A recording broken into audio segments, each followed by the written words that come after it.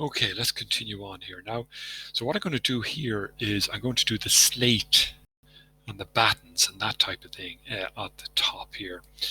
And we're going to be using a combination of detailed items and a little bit of drafting in order to do that. And the reason is that if I go into component and detailed component and load family, okay, and I'm into detailed items there.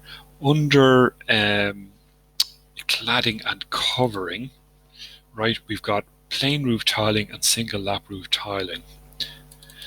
And if I just show you some of those there, see those type of things. Now, if I was doing tiling, great, but I'm not doing tiling. I'm doing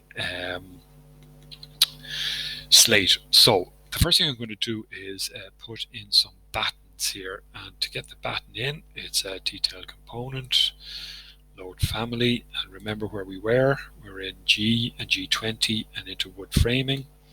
And there's my battens here, and I'm going to say that the batten is 25, say, by 50.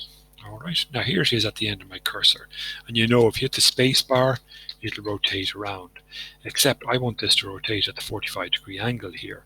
So to get it to do that, what I'll do is, look, if I bring my cursor over, okay, and sit it on the line, and actually this is going to be down here.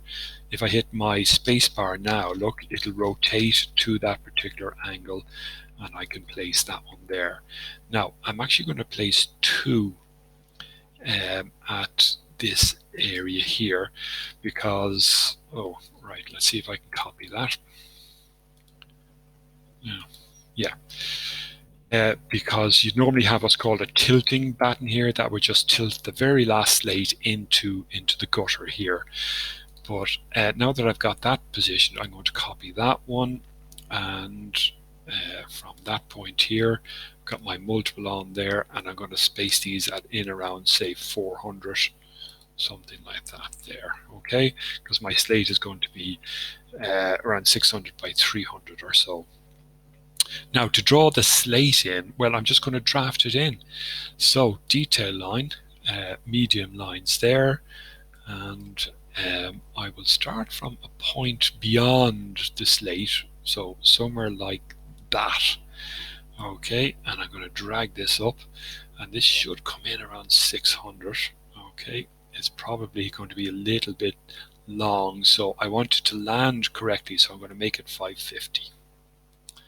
Okay, now here is my slate. It's about 5 mil thick.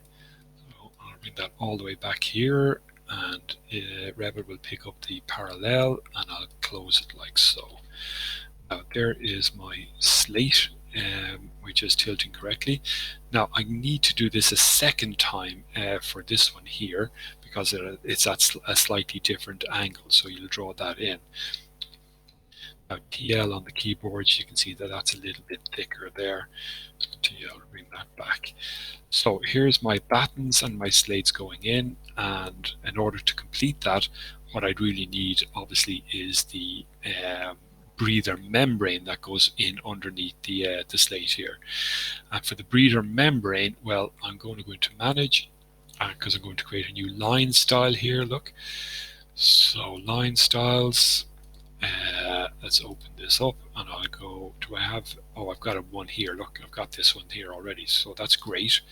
So I'm going to go back into annotate, detail, line, medium. Let's scroll up here. We've got breather membrane, and now look, I'm going to pick I don't want it on the line, I want it just slightly below it.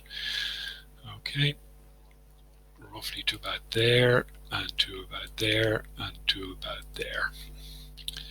Alright, and there's my breather membrane gone in as well. Again, TL on the keyboard can make that a little bit thicker. You can see that that's,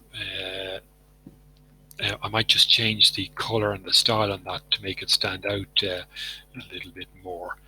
But that's basically now how we would do our slate and our battens and our breather membrane.